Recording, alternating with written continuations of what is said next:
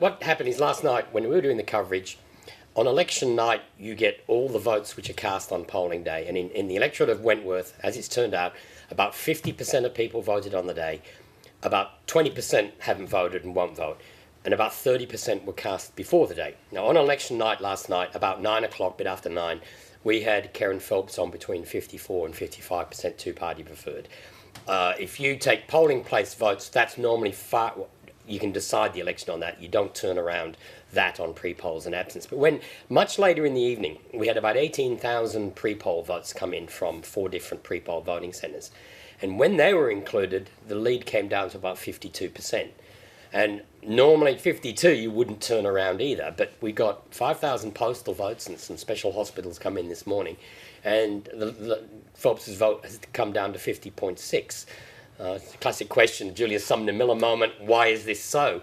I think what you're seeing is on polling day, Kerryn Phelps's campaign clearly built momentum through the campaign, and the government had a really bad rocky last week and a half of the campaign. So Kerryn Phelps peaked on election day, and that's what we saw with the election day votes. Normally there would be a swing against an independent. The independent wouldn't do as well in pre-polls and postals. We'd sort of expected that, but she's done much worse than expected with them. And I suspect that's because these votes were cast earlier when her campaign did not have as much momentum. And that's why, as these votes are included, the gap has come down. Now, at this stage, it's under 900 votes. I think there's between 4,000 and 5,000 postal votes. I've got to go and have a good look at the figures still to come. There are 1 or 2 anomalies in the pre-poll, votes counted on the day. They all have to be recounted. Everything has to be recounted to be truthful. So there's a lot more counting to come. I think there'll be a lot more postal votes added in the next 2 to 3 days, because that's when most of the postal votes arrive. But they still have up to 2 weeks for the postal votes to come. So if the postals added on Monday, Tuesday and Wednesday bring the lead down to nothing, then we'll be waiting 2 weeks for the close of postal votes before we can decide who can win. So most unexpectedly, given the lead that Kerryn Phelps had last night, this is turning out to potentially be a squeak. I think she's still favoured. She's still ahead.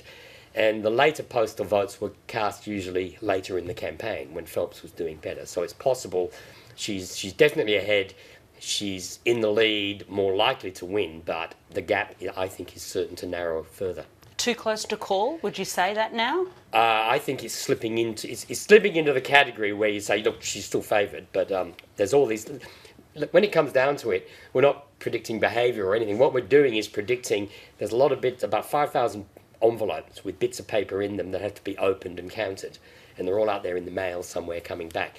We're waiting to see. It's like the Academy Awards. You're waiting for the envelope to be opened, and that's what's going to be happening. There'll be a lot of heavy scrutineering of that.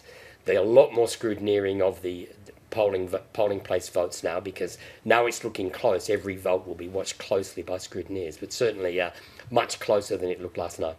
We had a leak, for example, last week that there was an internal Liberal polling that they were running about 55-45 to Kerryn Phelps. Now, that seems to be just about correct, because as Antony was saying, on election day, 54% of the vote spilt her way. And it's very clear now that at the start of the campaign, almost everyone thought that Dave Sharma was likely to win, would lose a bit of paint. The Liberal Party would lose a bit of paint, but that he would win. And that seems to be correct as well, that the longer it went on, the more disasters that the government brought upon itself, the more damage to Dave Sharma, who's clearly a very high-quality candidate. In fact, this is a rare contest. If only every contest could be like this, 2 very high-quality candidates fighting against each other.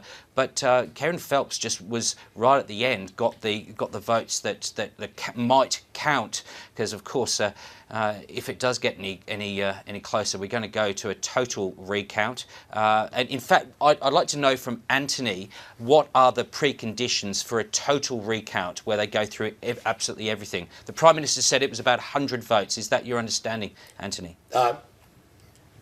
Recounts are requested, but the Commission's rules are that if the result is under 100 votes, they automatically do a recount, and that's the current plan.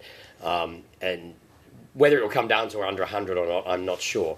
But I think the one thing to say, is that the votes are going to be... The recounts are rare in Australia because every vote is counted at least 3 times before the end of the count. It's counted on the night, it's counted again Monday, Tuesday, Wednesday in the days after the election, and it's counted again when preferences are formally distributed.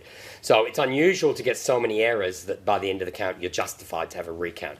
But the general rule is if it's under 100, they automatically do a recount. Now, Antony, you were also saying something to me earlier before we actually came on, that you think that there were some issues with Bondi and Bellevue Hill areas of counting. What's your intel on that? Oh, it's just that a few people have pointed out that there's a preference count that Kerryn Phelps was getting about 80% of preferences in most polling places, and in those 2 polling places, particularly the Bondi Beach one, she's only got about 50%, and that looks like perhaps someone in doing the count, they've just tallied the preferences incorrectly. That can happen. The people trying to do this on election night, they're day labour, they don't really know much about the electoral process, they're trained to carry out a set of rules, and sometimes they make mistakes in doing it. But that's why all the votes are recounted again on the Monday and Tuesday by more professional staff. So if there is any error in those individual polling places, that will be spotted. The other thing to say is there were 16 candidates. The staff do their best to spot informal votes, but if someone's gone 1 to 16 and about number 10 doubled up a number, most staff on election night wouldn't spot that. That'll be spotted afterwards. So there'll be some adjustments as the figures are all recounted. But there was one that said Bondi Beach, I think, was mentioned. I think Bellevue Hill looks a bit funny as well. That will be spotted in the next day or 2 and corrected. And that may counteract the trend in the postal votes to come. But this just shows it is a close result, and basically, if the closer it gets, the more we'll be waiting for 2 weeks to the formal distribution of preferences.